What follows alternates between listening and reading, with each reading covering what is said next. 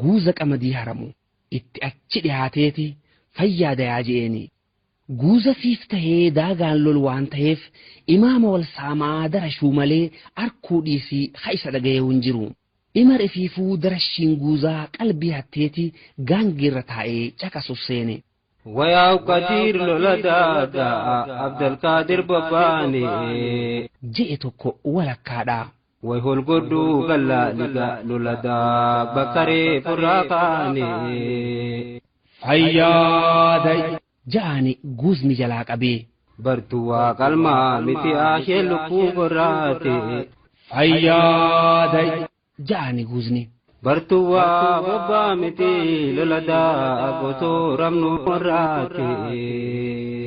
Fayyaaday badani qabaa qote gaadhiira teenya ilmi baaraaree moggaase. Fayyaaday hamboontuun abbeetiga loladaa kamiraa jasi baase. Fayyaaday badaa ibroo shataadha je'e kun itti aansee. badaa ibroo shataadha jiraa gaangeen dasteeni. Fayyaaday ja'ani guuzni. bada namni waan fedhu dhabee lola daagaa nama doonniin jatteeni. Fayyaaday shataan jiraa meettaadha ulfoolleen kanuuti bakarwaaree je'ee bar.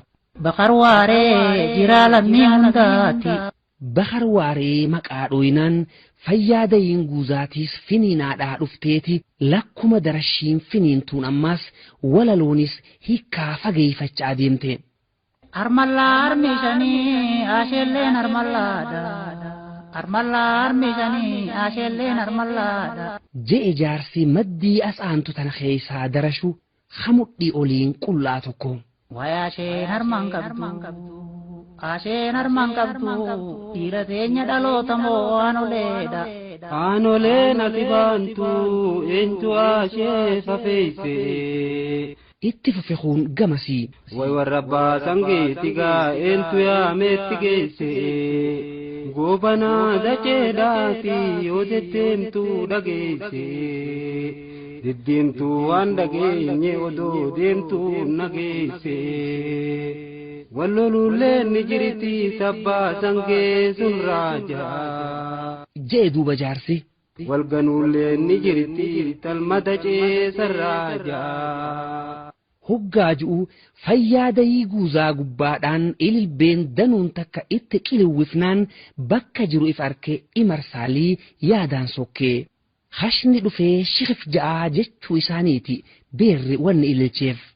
Mirqaana jimaa osoon tahin hamilee darashiin uumteen eega imaama lakkisanii gama caayaa dacha'utti jiranilleedha. Jarri waa karaan beeku eenyumaa deddeemaanii. Jechaa deema jaarsi.